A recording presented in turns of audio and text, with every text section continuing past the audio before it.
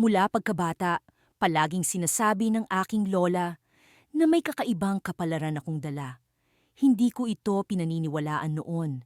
Isang pangkaraniwang araw habang naglalakad ako sa masukal na kagubatan sa likod ng aming bahay, nadapa ako sa isang matandang ugat ng puno. Sa pagbangon ko, naramdaman kong may matinding puwersang gumising sa loob ng aking katawan. Altia, mahina, ngunit malinaw na tinig ang narinig ko. Ikaw ang tagapagmana. Napalinga ako, nangangatog ang tuhod at ang aking puso'y bumibilis ang tibok. Sa aking harapan ay lumitaw ang isang babae. Ang kanyang anyo'y tila usok na nabubuo sa hangin. Ang kanyang mga matay kumikislap na parang mga bituin sa kalangitan ng gabi. Ako si Diwata Lira, wika niya, mula sa angkan ng mga diwata na matagal nang nagmamasid at nag-aalaga sa daigdig ng tao. Nanlalamig ang aking mga kamay habang unti-unting lumalapit si Diwata Lira sa akin. Ano ang kailangan mo sa akin? Tanong ko, pilit na pinatatatag ang aking boses. May kadilimang bumabalot sa inyong bayan, tugon niya. Isang sinaunang puwersa ang nagising at pinagbabantaan ang kapayapaan ng inyong mundo. Ikaw ang tanging makakapigil dito. Ang dugo ng mga diwata ay dumadaloy sa iyong mga ugat. Hindi ako makapaniwala. Paano mangyayari ito? Isang ordinaryong dalaga lamang ako. Ngunit sa kabila ng pag-alinlangan, may kakaibang enerhiyang bumubukal sa aking kalooban. Tila isang bulkan na handang pumutok. Makinig ka, patuloy ni Diwata Lira. Sa ilalim ng puno ng balete, matatagpuan mo ang aming lihim. Doon mo matutuklasan ang iyong kapangyarihan at ang layunin mo.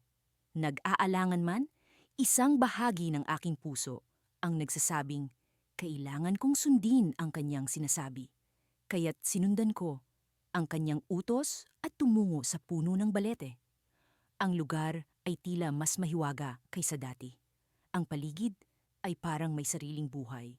Habang papalapit ako, may kakaibang liwanag na nagmumula sa ilalim ng mga ugat. Sa aking pagtapak doon, bigla akong nabalot ng mga imahe. Mga diwata sa gitna ng kagubatan. Mga taong nag-alay ng mga awit at dasal. At mga nilalang na naglaho sa alon ng panahon. Sa isang iglap, bumalik ako sa aking ulirat. Ang aking mga kamay ay nagniningning ng malakristal na liwanag. Alam kong may kakaiba sa akin. Altia, muling tawag ni Diwata Lira, ngayon ay naririnig ko siya sa aking isipan. Ang kapangyarihan mo ay galing sa kalikasan. Gamitin mo ito ng tama. Dahan-dahan akong bumalik sa amin, dala ang bigat ng bagong kaalaman. Hindi ko alam kung paano ko ipapaliwanag ito sa aking pamilya at mga kaibigan.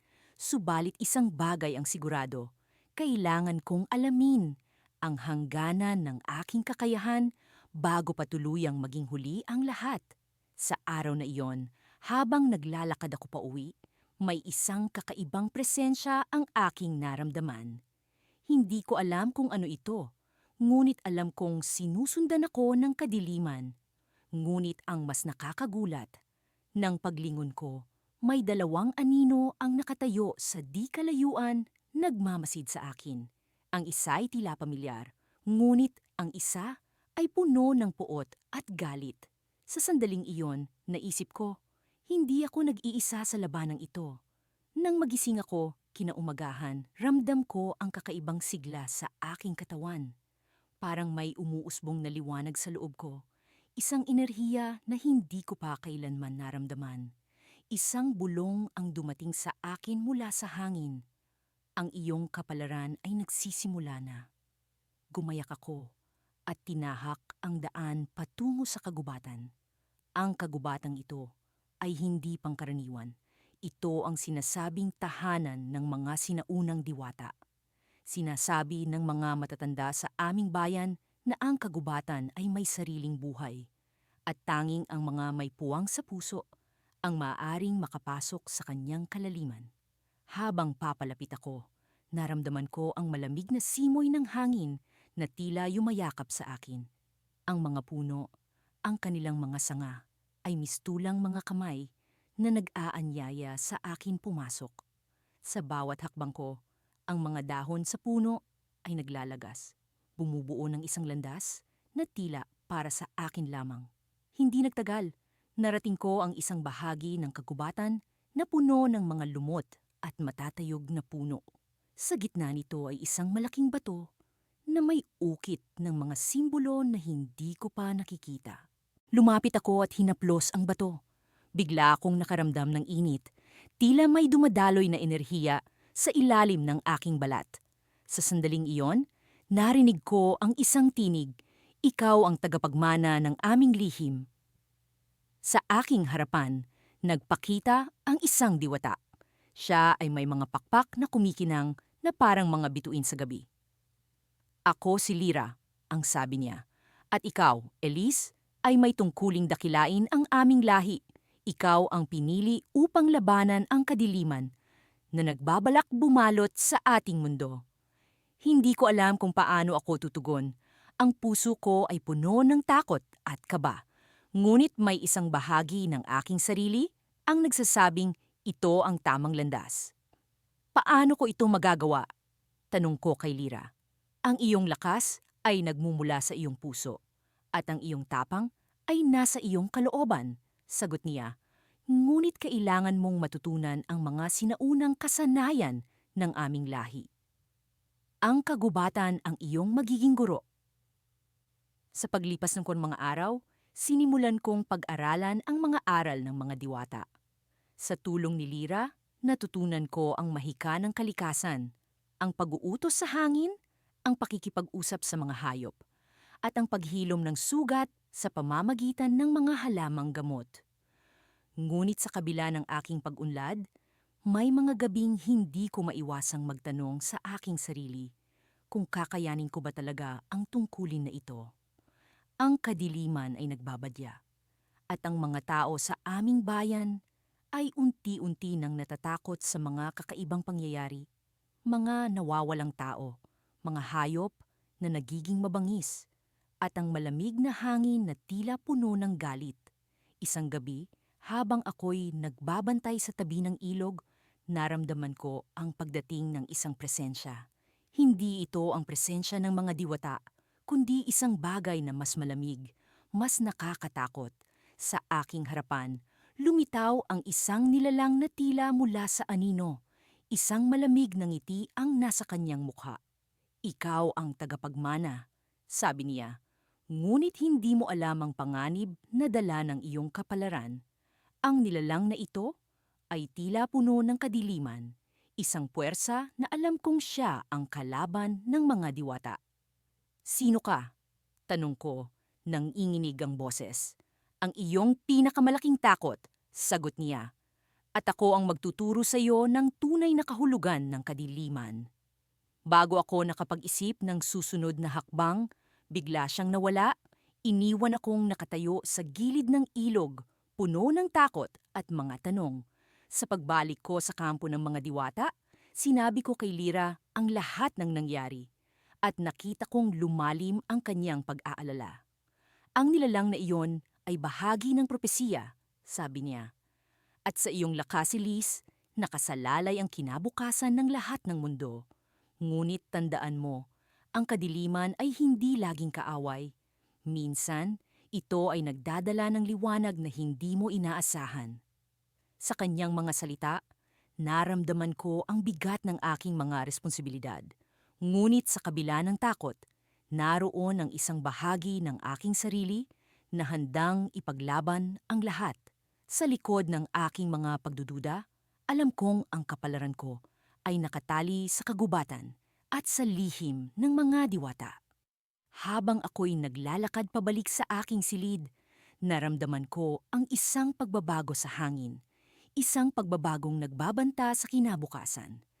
Ngunit sa kabila nito, nakatitiyak ako na ang bawat hakbang ko ay patungo sa tunay na layunin ng aking buhay.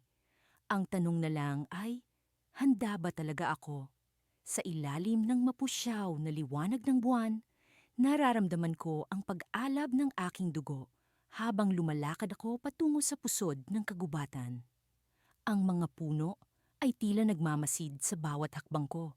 Ang kanilang mga dahon ay nagkakaluskos na parang bumubulong ng mga lihim ng nakaraan. Ako si Lira, ang dalagang pinagpala ng sinaunang nilalang upang labanan ang kadiliman. Mula nang malaman ko ang aking kapalaran bilang tagapagmana ng lihim ng mga diwata, nagbago ang takbo ng aking buhay. Sa bawat araw, ang mga mata ko'y nagliliwanag na parang sumasalamin sa kalangitan. At ang aking pandinig ay naging mas matalas. Tila naririnig ko ang bulong ng hangin na may isinasalaysay na mga kwento ng nakaraang panahon. Nang gabing iyon, tinawag ako ng kagubatan. Ang mga diwata na siyang nagbigay sa akin ng kanilang kapangyarihan ay nag-iwan ng bakas. Isang daan na dapat kong sundan. Sa gitna ng mga puno, naramdaman ko ang presensya ng isang nilalang na matagal nang nag-aabang sa aking pagdating. Ang kanyang anyo ay pawang anino, ngunit ang kanyang mga mata ay kumikislap sa dilim, puno ng karunungan at misteryo. Lira, bulong niya. Ang kanyang boses ay parang pagaspas ng hangin. Ikaw ang napiling tagapagmana. Ang iyong paglalakbay ay nagsisimula pa lamang. Hindi ko maipaliwanag ang kaba sa aking dibdib, ngunit alam kong ito ang aking kapalaran. Ano ang dapat kong gawin? Tanong ko, puno ng pag-alinlangan at pag-asa. Magsisimula ka sa pag-unawa sa mga lihim ng kagubatan. Sagot ng nilalang. Sa bawat puno, sa bawat bulaklak, ay may nakatagong kwento. Pakinggan mo ang kanilang awit at ang kanilang mga bulong. Sila ang magsisiwalat ng daan. Ang kanyang mga salita ay tila mahika na bumalot sa akin, nagbigay ng liwanag sa aking isipan. Sa bawat hakbang ko, nararamdaman ko ang pagsasanib ng aking espiritu sa kalikasan. Ang pag-uugong ng mga puno ay nagiging himig sa aking pandinig. Ang paghalik ng hangin sa aking pisngi ay nagiging palatandaan ng mga kwento ng sinaunang panahon. Habang lumalalim ang gabi, narating ko ang isang maliit na batis. Ang tubig ay kumikinang sa ilalim ng liwanag ng buwan, at sa ibabaw nito ay naglalaro ang mga alitaptap. Ang kanilang mga ilaw ay sumasayaw sa hangin. Dito, narinig ko ang isang awit, isang tinig na puno ng kalungkutan at pag-asa. Sa ilalim ng tubig, sa ilalim ng lupa, naroon ang lihim ng mga diwata. Bulong ng batis. Nagulat ako nang biglang lumitaw ang isang diwata mula sa tubig. Ang kanyang anyo ay tila gawa sa liwanag at tubig. Lira, sabi niya, ang iyong kapalaran ay nakaukit sa mga bituin, ngunit ang landas mo ay puno ng panganib. Anong panganib ang naghihintay sa akin? Tanong ko, puno ng pag-aalala. Ang kadiliman ay nagmamasid, at ang mga nilalang nito ay nag-aabang sa iyong pagbagsak. Sagot niya, ngunit ikaw ay may kapangyarihan na lampas sa iyong inaakala. Ang iyong puso at kaisipan ay ang susi. Habang nag-uusap kami, naramdaman ko ang malamig na hangin sa aking paligid. Ang batis ay biglang naging mapayapa. Ang mga alitaptap ay naglaho. At ang diwata ay unti-unting naglaho sa liwanag ng buwan. Naiwan akong nag-iisa, ngunit ang kanyang mga salita ay nananatiling nakatatak sa aking isipan, sa aking paglalakad pabalik. Naramdaman ko ang paggalaw ng lupa sa ilalim ng aking mga paa. Ang kagubatan ay nabuhay, ang mga puno ay umuugong, at ang hangin ay nagdadala ng kakaibang enerhiya. Sa aking likuran, narinig ko ang isang bulong, isang tinig na puno ng galit at puot. Lira, sabi ng tinig, ang iyong kapalaran ay hindi mo matatakasan. Ang kadiliman ay darating, at ikaw ay magiging bahagi nito. Nagulat ako sa sinabi ng tinig. Sino siya? Ano ang ibig niyang sabihin? Ang aking puso ay nabalot ng takot, ngunit hindi ako nagpatinag. Alam kong ako ay may kapangyarihan, at ito ang aking sandata laban sa kadiliman. Habang naglalakad ako pauwi, Nararamdaman ko ang bawat hakbang ko ay puno ng kahulugan. Ang landas na aking tinatahak ay puno ng misteryo. At sa kabila ng aking mga pagdududa, alam kong ito ang aking kapalaran. Ngunit sa likod ng aking isipan, ang tinig ng kadiliman ay patuloy na bumubulong. Nagbabanta sa aking bawat galaw. Ito ba ang simula ng aking pakikipagsapalaran o ang simula ng isang bagay na mas malalim? Sa bawat hakbang ko, ang tanong na ito ay patuloy na bumubulong sa aking isipan. Ang sagot ay tila nagtatago sa likod ng mga anino ng kagubatan. Ngunit alam kong sa ilalim ng liwanag ng buwan, ang lahat ng lihim ay unti-unting isisiwalat. Sa kabila ng mga pangamba at pag-alinlangan, nagpatuloy ako sa aking paglalakbay patungo sa gubat ng mga hiwaga. Ang paglalakbay na ito ay hindi lamang isang pisikal na paglalakbay, kundi pati na rin isang paglalakbay sa aking sariling kalooban. Isang hakbang patungo sa pag-unawa sa aking kapalaran bilang tagapagmana ng lihim ng mga diwata. Habang ako'y naglalakad, nararamdaman ko ang malamig na hangin na tila bumubulong sa akin ng mga sinaunang kwento. Ang hangin ay may kakaibang bango, halimuyak ng mga ligaw na bulaklak na hindi ko pa nakikita sa aking buong buhay. Ang mga puno sa paligid ay tila buhay. Ang kanilang mga dahon ay kumikislap sa liwanag ng araw, naglalabas ng mga kulay na hindi ko pa nakikita. Mula sa malayo, may naririnig akong awit. Isang awit na puno ng lungkot at pag-asa. Sumusunog ito sa aking pandinig, kumakatok sa aking puso. Nagsimula akong sundan ang tunog at sa bawat hakbang, ang mundo sa paligid ko ay unti-unting nagbabago.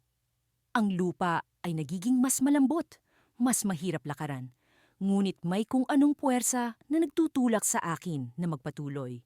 Sa aking paglalakbay, naalala ko ang mga kwento ng aking lola tungkol sa gubat na ito. Ayon sa kanya, ang gubat ng mga hiwaga ay isang lugar kung saan ang hangganan ng katotohanan at imahinasyon ay nagtatagpo. Dito, ang mga diwata ay nagkukubli, nagmamasid at naghihintay sa tamang pagkakataon upang magpakita sa mga karapat-dapat. Nang makarating ako sa isang maliit na clearing, natigil ako. Sa gitna ng clearing ay mayroong isang matandang puno, ang puno ng buhay, na tinatawag nilang balete ng kaalaman. Ang mga ugat nito ay tila mga daliri na nakabaon sa lupa, naglalabas ng liwanag na nagsasayaw sa paligid. Sa paglapit ko, nararamdaman ko ang enerhiya nito, ang koneksyon sa aking mga ninuno, sa mga diwata na nagbigay sa akin ng kanilang mga lihim. Sa ilalim ng lilim ng balete, nakakita ako ng isang maliit na altar. Sa altar ay may mga sinaunang inskripsyon na hindi ko maintindihan, ngunit parang naglalabas ng mga kwento sa aking isipan. Ang mga simbolo ay nag-aalab at sa kaibuturan ng aking puso, nararamdaman ko ang tawag, isang tawag na kailangan kong sagutin. Biglang umihip ang hangin at sa pag-ikot nito, lumitaw ang isang imahe, isang diwata na puno ng liwanag, nagtataglay ng kapayapaan at kalakasan. Ang kanyang mga mata ay kumikislap, puno ng kaalaman ng 100,000 taon. Sa kanyang paglitaw, naramdaman ko ang isang kakaibang koneksyon. Ito ang diwata na nagbigay sa akin ng kapangyarihan upang labanan ang kadiliman. Ako si Lyra, wika ng diwata, ang tagapag-ingat ng lihim ng mga diwata. Ang kapalaran mo ay higit pa sa iyong inaakala. Ang kadiliman ay hindi lamang nasa labas. Ito'y nasa loob din ng bawat nilalang. Ngunit ikaw ay may kapangyarihang labanan ito. Ikaw ang magbabalik ng balanse. Habang siya'y nagsasalita, naramdaman ko ang bigat ng responsibilidad. Hindi lamang ito isang pakikipaglaban sa mga nilalang na puno ng kasamaan, kundi isang pakikipaglaban sa sarili kong takot at pagdududa. Ngunit may kung anong lakas na bumubuo sa akin, isang lakas na hindi ko pa nararamdaman noon. Kailangan mong magpatuloy, sabi ni Lyra bago siya mawala. Ngunit mag-ingat ka, sapagkat ang dilim ay may mga mata at tainga sa lahat ng dako. Sa biglaang pag-alis ni Lyra, naiwan akong nag-iisa sa clearing. Ngunit sa aking puso, nararamdaman ko ang kanyang presensya. Alam ko na hindi ako nag-iisa sa laban na ito. Habang papalabas ako sa clearing, naririnig ko muli ang awit. Ngunit ngayon ay mas malinaw, mas malapit. Nagsimula kong sundan ang tunog. Umaasa na ito ang magdadala sa akin sa susunod na yugto ng aking paglalakbay. Ngunit sa paglapit ko, biglang nagbago ang tunog. Ito'y naging isang malakas na pag-ugong na parang babala. Mula sa isang sulok ng gubat, isang anino ang lumitaw. Ang anino ay may hugis ng isang tao, ngunit ang kanyang mga mata ay puno ng kasamaan. Sa kanyang paglitaw, naramdaman ko ang lamig na kumakalat sa paligid, isang lamig na tila bumabalot sa aking puso. Ikaw ang tagapagmana, wika ng anino, ngunit hindi ka handa. Ang kapalaran mo ay hindi ang inaakala mo. Sa kanyang mga salita, naramdaman ko ang bigat ng bawat hakbang na aking tatahakin, ang bawat desisyon na aking gagawin. Ngunit sa kabila ng takot, alam ko na kailangan kong magpatuloy. Ang laban ay hindi pa tapos. At sa pag-alis ng anino, naiwan akong nag-iisa muli. Ngunit sa likod ng aking isipan, alam ko na may darating pang mas malaking hamon. Ang tunay na laban ay nagsisimula pa lamang. Sa aking paglalakbay sa lihim na gubat, ang mga puno ay tila may sariling buhay. Ang kanilang mga sanga ay umuugoy sa hangin na para bang nag-uusap sa isa't isa. Ang kanilang mga dahon ay kumikislap sa liwanag ng buwan, naglalabas ng mahiwagang liwanag na nagbigay gabay sa aking landas. Ako si Amara, ang dalagang pinagpala ng sinaunang nilalang, at ako ang tagapagmana ng lihim ng mga diwata. Isang responsibilidad na hindi ko akalaing magiging bahagi ng aking buhay. Habang lumalalim ang gabi, nararamdaman ko ang presensya ng mga nilalang na hindi nakikita ng karaniwang mata. Sila ang mga bantay ng gubat, mga espiritu ng kalikasan, na nagmamasid sa bawat hakbang ko. Ang kanilang mga bulong ay tila mga awit na naglalakbay sa hangin, nagbibigay babala sa akin sa mga panganib na maaring sumalubong. Ngunit sa kabila ng kagandahan ng paligid, alam kong may kadilimang nagtatago.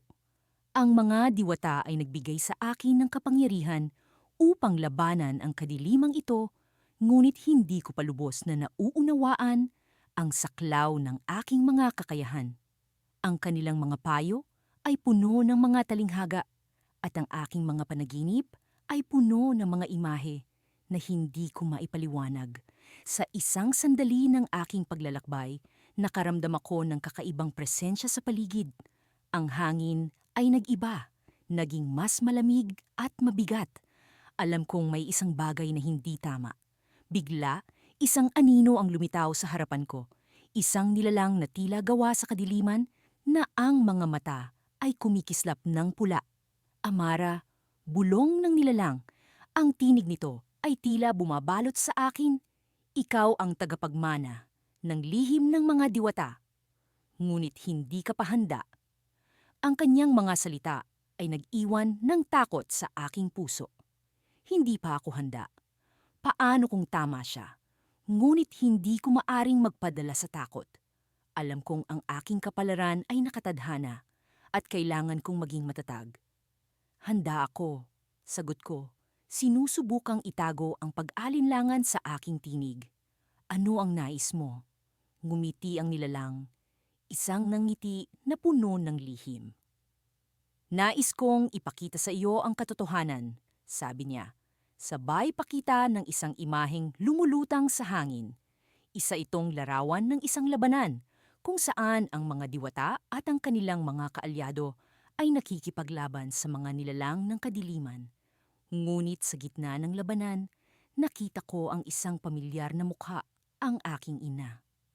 Ang aking ina na palaging sinasabi sa akin na ang kanyang mga kwento ng mga diwata ay kathang-isip lamang. Siya pala ay bahagi ng labanan, tagapagdala ng liwanag sa gitna ng kadiliman. Ang mga alaala ay bumalik sa akin, ang kanyang mga kwento na puno ng mga talinghaga, mga babala, na hindi ko lubos na naintindihan noon. Ngunit bakit hindi niya sinabi sa akin ang tunay na kalikasan ng kanyang mga kwento? Bakit niya itinago ang kanyang papel sa labanan? Ang mga tanong ay bumalot sa aking isipan, ngunit wala akong sagot. Bakit mo ipinapakita ito sa akin? Tanong ko sa nilalang. Ang aking tinig ay puno ng desperasyon. Upang ipaalala sa iyo na ang kadiliman ay hindi palaging nasa labas. Sabi ng nilalang, minsan ito ay nasa loob. Ang kanyang mga salita ay tumagos sa aking puso. Anong kadiliman ang nasa loob ko? Ako ba ay bahagi ng isang mas malaking plano na hindi ko pa nauunawaan? Habang nag-iisip ako, ang nilalang ay biglang naglaho. Iniwan akong nag-iisa sa gitna ng gubat. Ang kanyang mga salita ay patuloy na umuugong sa aking isipan. Nag-iwan ng marka na hindi ko maalis. Muli akong nagpatuloy sa aking paglalakbay, ngunit ang aking puso ay puno ng pag-alinlangan. Ang mga diwata ay pinagkatiwalaan ako ng kanilang lihim, ngunit ang lihim ay mas malalim kaysa sa aking inaakala. Ano ang tunay na papel ko sa labanan? Ano ang kadilimang nasa loob ko? Habang naglalakad ako, naramdaman ko ang isang bagong presensya sa paligid. Ang hangin ay naging mas magaan, at ang mga bulong ng mga nilalang ay naging mas malinaw. Alam kong hindi ako nag-iisa. May isang puwersa na nagmamasid, isang puwersa na ang presensya ay puno ng liwanag. Ngunit ang liwanag na ito ay may kasamang babala. Ang aking paglalakbay ay nagsisimula pa lamang, at ang mga sagot sa aking mga tanong ay nasa dulo ng isang landas na puno ng mga panganib. Kailangan kong maging handa, hindi lamang para sa labanan sa labas, kundi para sa labanan sa loob. Sa gitna ng lahat ng ito, isang bagay ang malinaw. Ako ang tagapagmana ng lihim ng mga diwata. At ito ang aking kapalaran. Isang kapalaran na puno ng misteryo, pag-aalinlangan at pag-asa. At sa dulo ng landas na aking tinatahak, alam kong may isang twist na naghihintay. Isang katotohanan na magbabago sa lahat. Sa kabila ng mga nangyari noong nakaraang gabi, ang pakiramdam ko ay parang muling nabuhay ang aking espiritu. Sa simula ay tila isang pangarap lamang. Ang makilala ang mga diwata, ang malaman ang kanilang mga lihim, at ang tanggapin ang responsibilidad na ako ang tagapagmana ng kanilang kapangyarihan. Ngunit ngayon, sa pagmulat ng aking mga mata, alam kong hindi na ito isang simpleng panaginip. Isang bagong araw ang sumisilip, at sa mga sinagnang araw, alam kong may bagong hamon na naman akong haharapin. Nasa gitna ako ng kagubatan, tahimik na nagmamasid sa paligid. Ang mga puno ay tila may sariling buhay, bumubulong ng mga sinaunang kwento sa hangin. Nararamdaman ko ang kanilang presensya, ang kanilang puot, ang kanilang pagmamahal sa mundo na kanilang pinapanatili. Sa bawat paghinga ko, nararamdaman kong nagiging bahagi ako ng kanilang misteryosong mundo. Habang naglalakad, naririnig ko ang mga awitin ng mga ibon, ang mga kaluskos ng mga dahon, at ang mga yapak ng mga hindi nakikitang nilalang. Tila ba isang simponya ng kalikasan ang bumabalot sa akin. Subalit, sa kabila ng kagandahan, may nararamdaman akong hindi maipaliwanag na pag-aalinlangan. Parang may bumubulong sa akin na mag-ingat, na may paparating na panganib. Sa gitna ng aking pagmumuni-muni, bigla akong nakaramdam ng kakaibang presensya. Isang malamig na hangin ang dumampi sa aking balat, na para bang may nagmamasid sa akin mula sa likod ng mga puno. Tumigil ako sa paglalakad at sinubukang makinig sa paligid. Ang hangin ay nagdala ng boses, tila nagmumula sa malayo, ngunit puno ng kaguluhan. Dalaga, ikaw ba ang tagapagmana? Isang malalim na boses ang narinig ko, puno ng awtoridad at misteryo. Nagulat ako, ngunit hindi ako nagpahalata. Oo, sagot ko. Ako nga ang tagapagmana ng lihim ng mga diwata. Sino ka? Sa gitna ng mga puno, unti-unting lumitaw ang isang figura. Siya ay isang matandang lalaki, nakasuot ng mga damit na tila gawa sa mga dahon at sangga. Ang kanyang mga mata ay parang mga bituin, puno ng liwanag at alam. Ako si Orlan, bantay ng kagubatan, sabi niya, at narito ako upang ipaalam sa iyo ang tungkol sa isang darating na panganib. Isang nilalang mula sa kadiliman ang nagbabalak na sakupin ang ating mundo. Kailangan mong ihanda ang iyong sarili. Sa kanyang mga salita, naramdaman ko ang bigat ng responsibilidad na nasa aking mga balikat. Ngunit may isang bagay na nag-uudyok sa akin na itanong ang tungkol sa kanyang mga intensyon. Anong klase ng nilalang ang darating? Tanong ko. Siya ay ngumiti, ngunit ang ngiti ay puno ng kalungkutan. Isang nilalang na puno ng puot, isa sa mga pinakamapanganib na umiral sa ilalim ng lupa. Nagsimula akong magtanong pa, ngunit bigla siyang nawala, parang usok na tinangay ng hangin. Naiwan akong nag-iisa na may mga tanong na gumugulo sa aking isipan. Sino ang nilalang na iyon? Paano ko siya matatalo? Nararamdaman ko ang lakas ng aking kapangyarihan, ngunit kasabay nito ay ang takot kung sapat ba ito para talunin ang kadilimang paparating. Sa aking paglalakad pa uwi, bigla kong naramdaman ang pag-usbong ng aking kapangyarihan. Parang may apoy sa loob ng aking puso, isang apoy na hindi ko pa nararamdaman dati. Ang apoy na ito ay puno ng pag-asa, puno ng lakas. Alam kong ito ang kapangyarihan ng mga diwata. Ang kapangyarihang ipinasa sa akin. Ngunit sa kabila ng bagong lakas na nararamdaman ko, may isang bagay na nagbago sa paligid. Ang hangin ay tila mas malamig. Ang mga puno ay tila mas tahimik. At ang kagubatan ay parang may tinatago sa likod ng kanyang magagandang anyo. Alam kong hindi ako nag-iisa. Habang papalapit ako sa aking tahanan, isang hindi inaasahang pangyayari ang naganap. Ang lupa ay biglang yumanig at ang mga puno ay nagsimulang mag-alinlangan. Parang may isang puwersa mula sa ilalim ng lupa na sumiklab. Isang puwersa na puno ng kadiliman. Bigla, isang malakas na boses ang narinig ko. Mas malalim kaysa sa una. Dalaga, ang oras mo ay darating. Sa isang iglap, naramdaman kong parang may mga mata na nagmamasid sa akin mula sa lahat ng direksyon. Tumigil ako sa paglalakad at sa likod ng aking isipan. Alam kong ito na ang simula ng isang mas malaking labanan. Ang kagubatan ay nagsimulang magbago. Ang mga kulay ay naging mas madilim at ang hangin ay puno ng kaguluhan. Nang dumating ako sa aking tahanan, alam kong hindi na ako makakatakas. Ang kadiliman ay darating at kailangan kong maging handa. Ngunit sa kabila ng takot, naramdaman ko ang kapangyarihan ng mga diwata na umaalalay sa akin.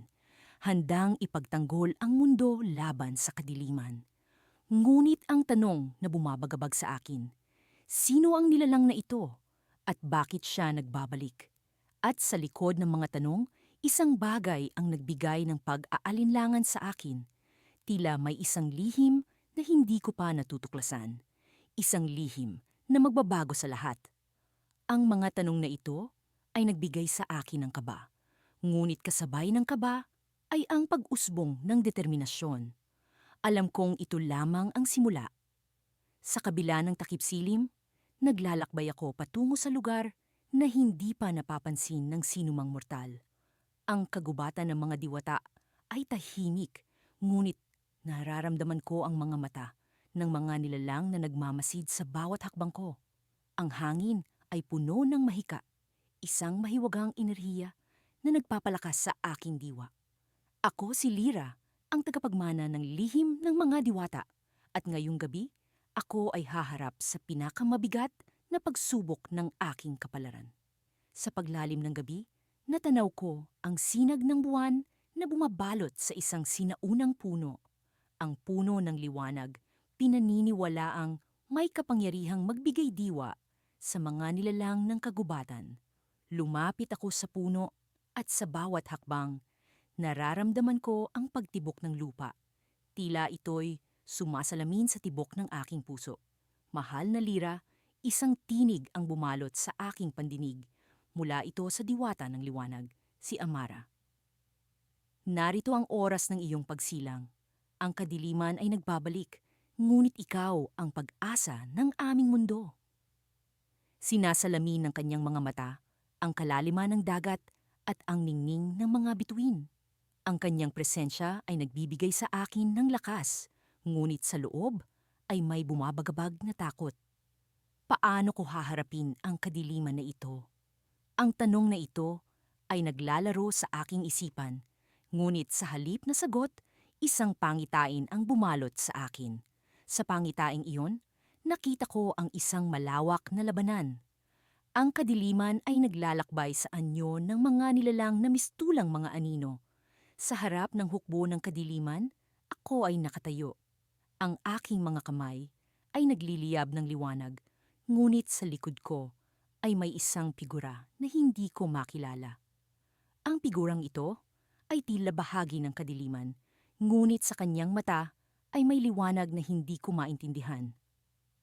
Ang figura sa iyong pangitain, wika ni Amara, ay ang bahagi ng iyong kapalaran na hindi mo pa nauunawaan.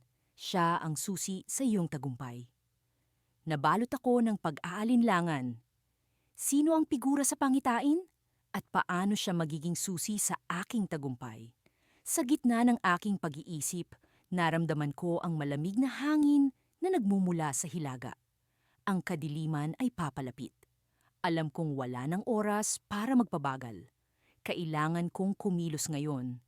Ang mga diwata ay nagtipon-tipon sa paligid ko, naghahanda sa pagsilang ng kanilang tagapagmana. Sa pamamagitan ng isang sinaunang ritual, naramdaman ko ang kapangyarihan ng mga diwata na bumabalot sa aking pagkatao.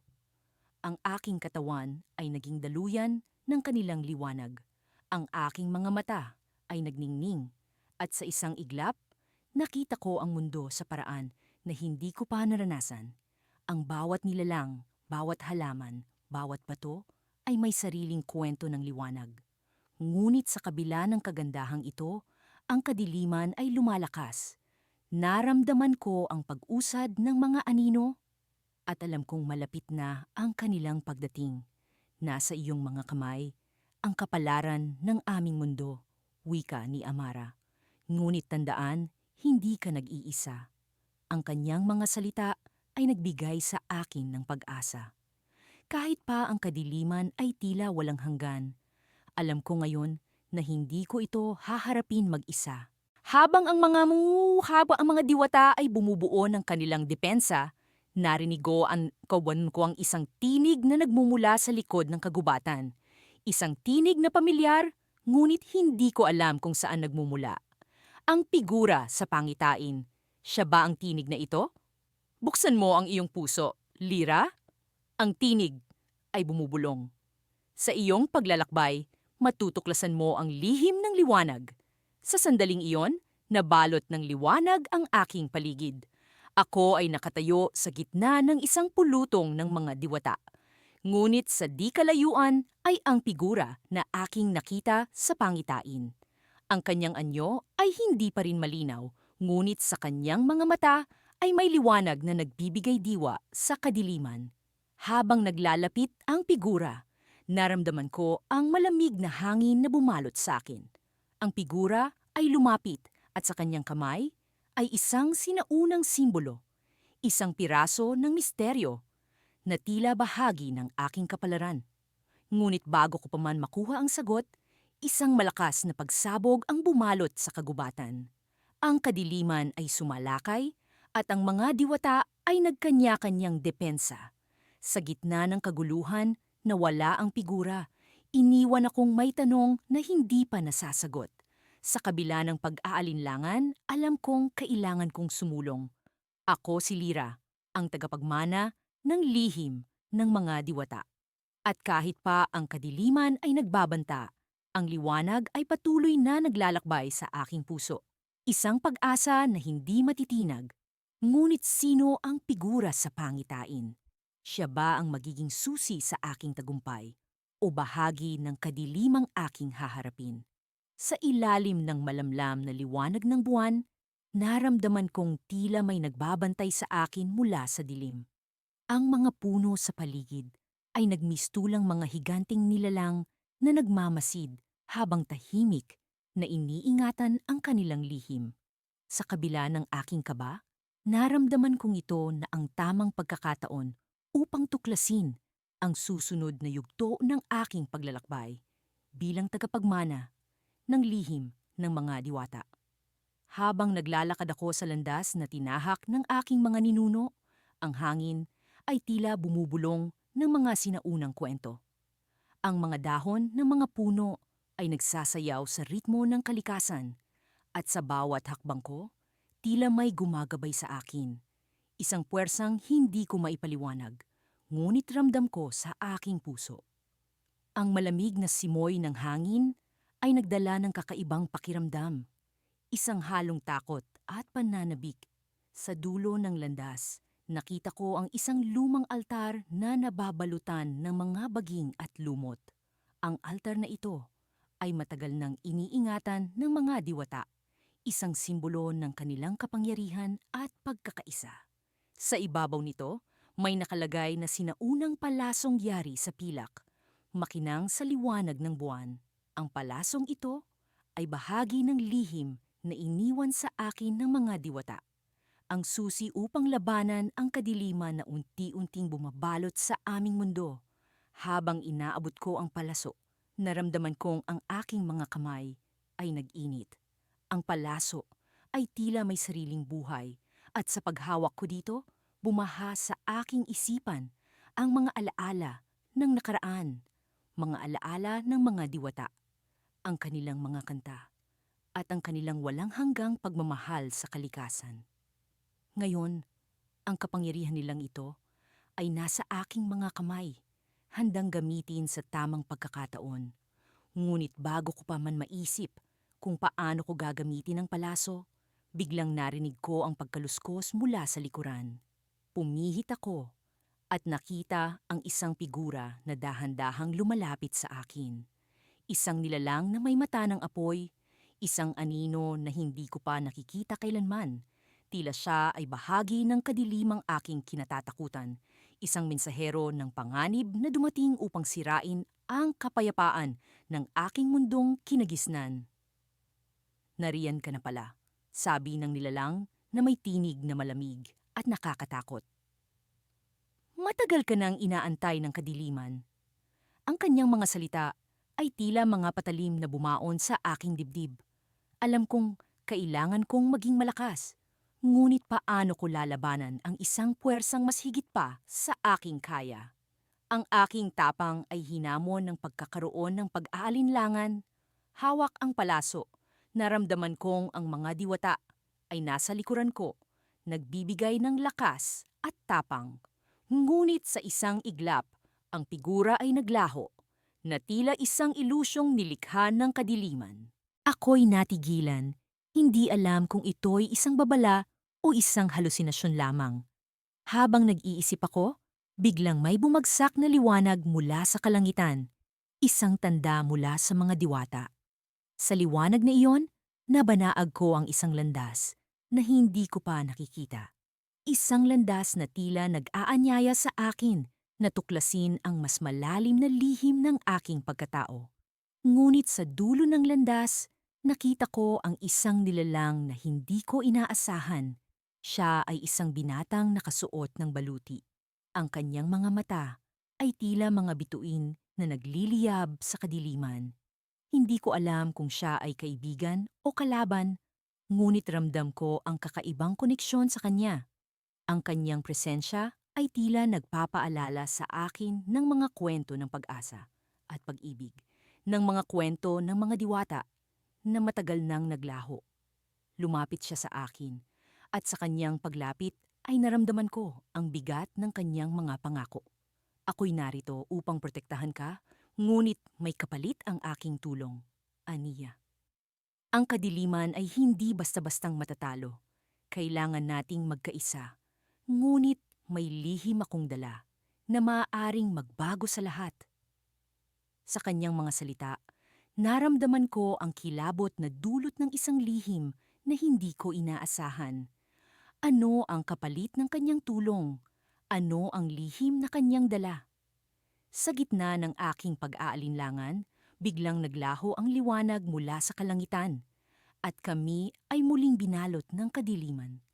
Ang binata ay nanatiling nakatayo, tila naghihintay ng aking desisyon. Alam kong ito na ang simula ng isang mas masalimuot na yugto ng aking paglalakbay. Ngunit sa likod ng aking takot, naramdaman kong ang palaso ng mga diwata ay nagbibigay sa akin ng lakas. Sa paghawak ko nito, alam kong handa na akong tuklasin ang lihim ng kadiliman, ang lihim na maaaring magbago sa aking kapalaran at sa kapalaran ng mundo. Ngunit sa pagkakataon ding iyon, ang lupa ay biglang kumulog at nagkaroon ng malakas na alingawngaw. Sa dulo ng landas, nakita kong may bagong figura na lumitaw. Isang figura na mas nakakatakot at hindi maipaliwanag. Sino siya? Ano ang kanyang layunin? Alam kong ang sagot ay kailangang matuklasan, ngunit kailangan kong magpasya kung sino ang aking pagkakatiwalaan. Sa ilalim ng malamlam na liwanag ng buwan, ang buong kagubatan ay tila may sariling buhay.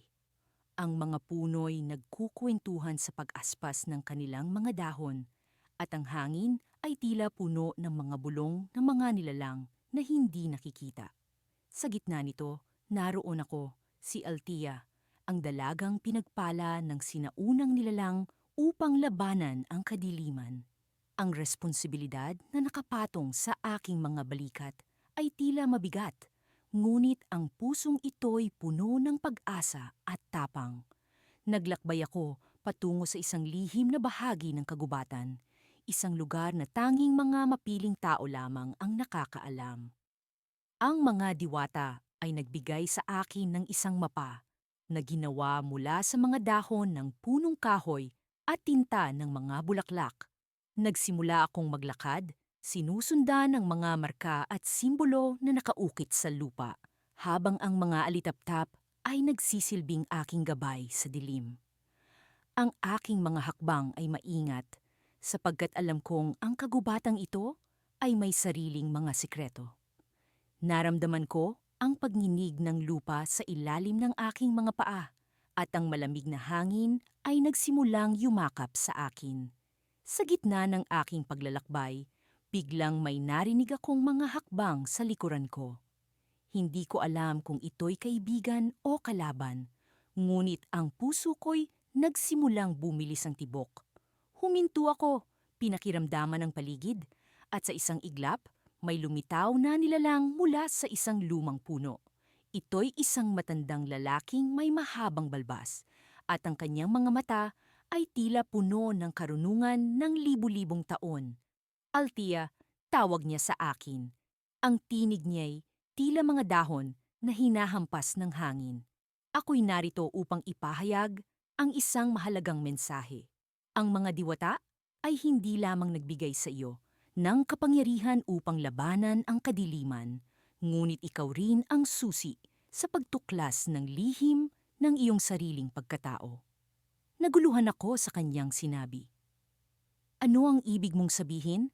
Ako'y narito upang tuparin ang aking misyon, upang ipaglaban ang liwanag. Sagot ko, puno ng pag-aalinlangan. Ang lihim na ito, patuloy niya, ay nag-uugat sa iyong pamilya, sa iyong dugo. Ang iyong mga ninuno ay may ginampanang mahalaga sa kasaysayan ng mga diwata. Isa sa kanila ang nagtataglay ng isang kapangyarihang hindi pa natutuklasan, at ikaw ang susi upang buksan ito. Hindi ko alam kung paano tatanggapin ang kanyang sinabi.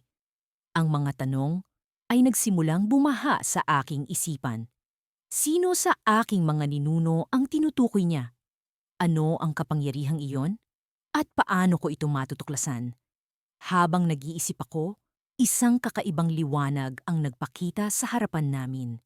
Ang mga alitaptap ay nagsimulang umikot sa isang bahagi ng kagubatan. Tila may gustong ipakita.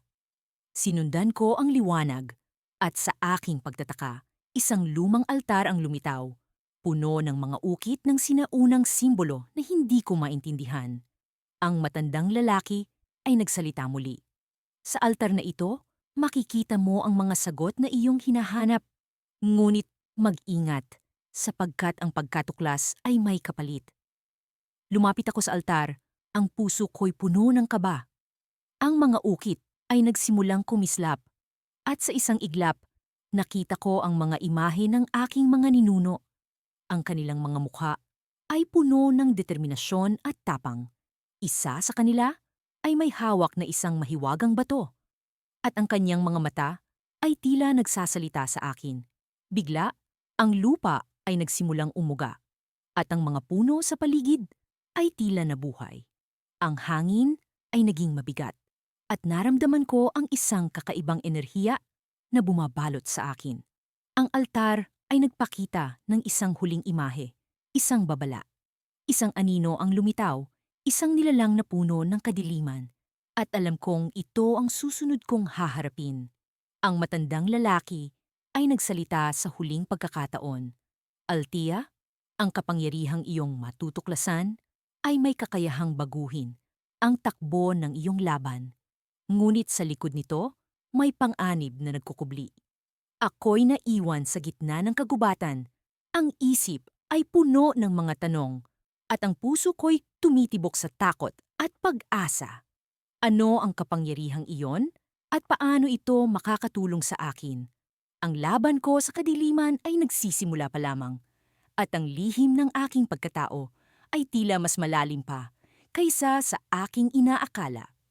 Sa dilim ng gabi, ako'y handa na harapin ang mga misteryo ng aking nakaraan. Ngunit ang panganib na nagkukubli ay tila nag-aabang sa akin. Ang mga diwata ay naniniwala sa aking kakayahan, ngunit ang tunay na pagsubok ay nagsisimula ngayon. Sa wakas, narating ko ang paanan ng bundok ng mga diwata, kung saan sinasabing matatagpuan ang pinagmumulan ng magiting na kapangyarihan ng aming angkan. Sa buong buhay ko, palaging ikinukwento ng aking ina ang tungkol sa mga sinaunang nilalang na nagbigay ng kanilang pagpapala sa aming pamilya. Ngunit sa likod ng mga kwento, may lihim na patuloy na bumabagabag sa akin. Ano ang tunay kong papel sa gitna ng lahat ng ito? Habang unti-unti kong inaakyat ang hagdanan ng bundok, naramdaman ko ang paggalaw ng hangin na tila may daladalang mga bulong. Ang mga puno ay sumasayaw sa kumpas ng hangin at ang mga dahon ay tila nagkukuwento ng mga lumang alamat. Ang tahimik na kagubatan ay naging tagapagsalita ng mga lihim na matagal nang nakabaon sa lupa. Maya-maya, narating ko ang isang kumpol ng mga bato na sinasabing hukay ng mga diwata. Ang mga bato ay may kakaibang kinang na nagngingibabaw sa dilim ng gabi at sa gitna nito ay isang altar na yari sa marmol at ginto. Dito ko nadama ang kakaibang presensya. Ang aking puso ay nagumpisang bumilis ang tibok, ramdam ang pagtawag ng mga sinaunang nilalang. Nagpatuloy ako sa paglakad, hinahanap ang kasagutan sa tanong na matagal ko nang dinadala. Sa aking paglalakad, bigla kong narinig ang pagaspas ng mga pakpak na tila nagmumula sa likod ko. Nang lingunin ko ito, bumungad sa akin ang isang diwata, si Lira, ang bantay ng bundok ng mga diwata. Lira, sabi ko, ang aking tinig ay nanginginig sa kaba at pananabik. Narito na ako, gaya ng nakatakda. Ano ang nais mong iparating sa akin? Ngumiti si Lira, ngunit ang kanyang mga mata ay puno ng misteryo. Ikaw, anak ng mga sinaunang tagapagmana, ay may misyon na higit pa sa iyong inaakala. Hindi lamang labanan ang kadiliman, kundi ang pag-unawa sa tunay mong kapangyarihan. Sa kanyang mga sinabi, naramdaman kong tila may bumukas na pinto sa aking isipan, ang mga alaala ng aking pagkabata, ang mga pagdalaw ni Lyra sa mga panaginip ko, ang mga hindi maipaliwanag na pangyayari ay nagkaroon ng mas malalim na kahulugan. Ako ay hindi lamang tagapagmana, kundi tagapagdala ng pagbabago. Ngunit paano? Tanong ko, puno ng pag-aalinlangan. Paano ko makakamit ang kapangyarihang iyon? Ang kapangyarihan ay nasa loob mo na, sagot niya. Ngunit upang lubos itong maangkin, kailangan mong harapin ang iyong pinakamalalim na takot. Ang kanyang mga salita ay tila isang hamon, isang tawag na hindi ko maaring ipagwalang bahala. Alam kong ang paglalakbay na ito ay magdadala sa akin sa mga lugar na hindi ko pa naiisip, sa mga laban na susubok sa aking tapang. Habang nag-uusap kami, unti-unting lumitaw ang isang lagusan sa likod ng altar. Ang lagusan ay puno ng liwanag, nakakaakit at sabay na nakakatakot. Alam kong iyon ang susunod kong hakbang, ang susunod na yugto ng aking pakikipagsapalaran. Lyra, bulong ko, ano ang naghihintay sa loob ng lagusan? Ngumiti siya, ngunit sa kanyang ngiti ay may bakas ng babala. Ang iyong kapalaran, ngunit tandaan mo, hindi lahat ng makikita mo ay angkop. Maging matalino sa bawat hakbang, sapagkat ang kadiliman ay laging nagmamasid. Isang mabisang hamon ang kanyang binitiwan, at alam kong hindi ko ito maaring talikuran. Ang aking mga paa ay tila may sariling isip, unti-unting naglakad patungo sa lagusan. Sa bawat hakbang, naramdaman ko ang pagbigat ng hangin, ang pag-ikot ng mundo sa paligid ko. Nang ako'y nasa bubungad na ng lagusan, isang kakaibang tanawin ang bumungad. Ang paligid ay puno ng mga malalaking puno na tila mga higanting bantay. Ang kanilang mga ugat ay lumilipad sa ire. Sa gitna nito, may isang trono na naglalagablab sa liwanag ng buwan. Ngunit sa likod ng trono, may anino na nagkukubli. Isang pamilyar na silweta na biglang sumalubong sa akin, ang aking ina. Ngunit bakit siya narito? Ano ang kanyang papel sa lahat ng ito? Anak, sabi niya, ang kanyang tinig ay tila nagmumula sa ilalim ng lupa. Sa wakas, narito ka na, ngunit may lihim na hindi mo pa nalalaman. Ikaw ay hindi lamang tagapagmana, kundi tagapagligtas ng ating angkan. Ang kanyang mga salita ay tulad ng isang kidlat na tumama sa akin. Ang kanyang presensya ay puno ng pagmamahal, ngunit may halong pag-aalinlangan. Ano ang ibig sabihin ng kanyang sinabi? Ako ba ay nasa gitna ng isang mas malaking kwento? Bago ko pa man maisip ang kasagutan, isang malakas na pagkulog ang dumating. Nilamon ng kadiliman ang buong paligid. Ako ay natutulala, nakatitig sa mga mata ng aking ina, na puno ng misteryo at pag-asa. Ang mga diwata ay tila nag-antabay sa susunod kong hakbang. At sa gitna ng kaguluhan, isang pahayag ang bumalot sa akin. Ang kadiliman ay hindi lamang nasa labas, nasa loob din ito. Ang tunay na laban ay nagsisimula pa lamang. Sa sandaling iyon, naiwan akong nakatitig sa walang hanggang dilim, nakakaramdam ng takot, ngunit sabay na puno ng pag-asa. Ang aking kwento ay hindi pa tapos, at ang aking kapalaran ay narito upang hamunin ang lahat ng aking nalalaman. Sa ilalim ng madilim na kalangitan, ako'y naglalakad sa gitna ng kagubatan. Ang mga yapak ko'y bahagyang humahalik sa basang lupa. Ang mga puno sa paligid ay tila may buhay. Ang mga sangay bumubulong ng mga lihim na hindi ko palubusang nauunawaan. Sa bawat hakbang ko, ramdam ko ang pagbigat ng responsibilidad na nakaatang sa akin. Ang maging tagapagmana ng lihim ng mga diwata. Ang magligtas sa aming mundo mula sa lumalaganap na kadiliman. Isang masiglang liwanag ang biglang sumilay sa aking harapan. Ito'y mula sa isang maliit na diwata na may mga pakpak na kumikislap na tila mga bituin. Luna, tawag niya sa akin. Ang kanyang tinig ay malamig, ngunit puno ng pag-asa. Panahon na upang malaman mo ang tunay mong kapalaran. Ang mga salitang iyon ay tila isang malalim na dagundong sa aking dibdib. Matagal ko nang alam na may kakaibang kapangyarihan akong taglay, ngunit ngayon ko lamang lubusang naintindihan ang lalim ng aking tungkulin. Ang diwata ay nagpalitaw ng isang mahiwagang kristal mula sa kanyang munting kamay. Ang kristal na ito ay naglalaman ng mga alaala ng aking angkan, mga alaala na magbibigay liwanag sa aking misyon. Huminga ako ng malalim at hinawakan ang kristal. Sa sandaling iyon, ang aking isipan ay binaha ng mga imahe.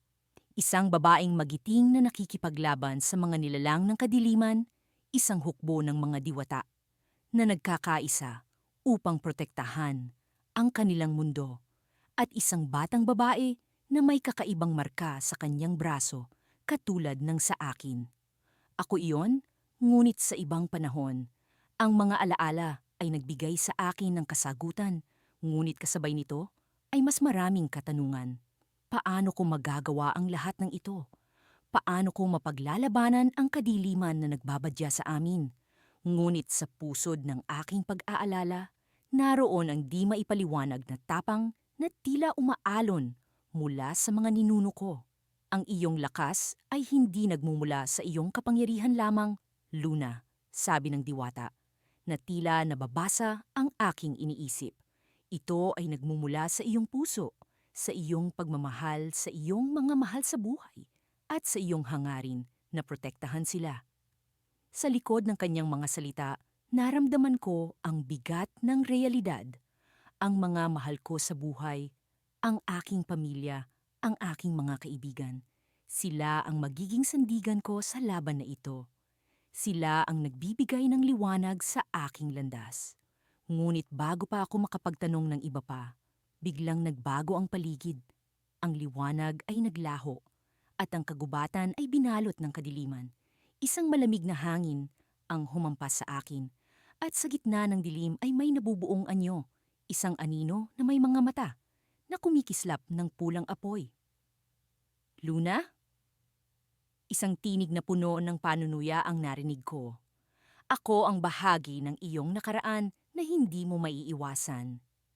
Ang anino ay lumapit, at sa kanyang paglapit, naramdaman ko ang kilabot na bumalot sa aking katawan.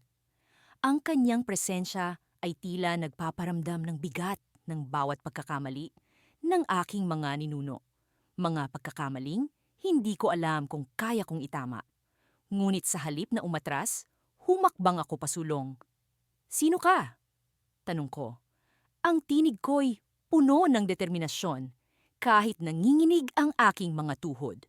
"Kilalanin mo ako bilang arkan," tugon ng anino. "At ako ang susubok sa iyo, tagapagmana ng mga diwata. Ang iyong puso ang magiging iyong kalaban, at ang iyong lakas ang magiging iyong kaligtasan." Ang kanyang mga salita ay tila isang hamon, at alam kong hindi ko ito maaring talikuran. Ngunit bago ko pa man mabuo ang aking sagot, biglang naglaho ang anino kasabay ng isang malakas na dagundong mula sa kalangitan. Ako'y naiwan sa gitna ng kagubatan, nakatunghay sa kawalan, puno ng mga katanungan at takot sa kung ano ang susunod na mangyayari. Ang mga alon ng takot at pananabik ay naglalaban sa aking dibdib. Alam kong ito na ang simula ng isang mas malaking laban, isang laban hindi lamang para sa aking sarili, kundi para sa lahat ng mga mahal ko sa buhay. At sa aking pag-iisa, isang bagong liwanag ang sumilay sa aking isipan, ang pag-asang kahit sa gitna ng kadiliman, ang liwanag ng mga diwata ay palaging magbibigay gabay. Ngunit ano ang tunay na halaga ng pag-asang iyon sa harap ng isang aninong tulad ni Arkan? Ito ang tanong na kailangan kong sagutin, at ang sagot na iyon ang magtatakda ng aking kapalaran.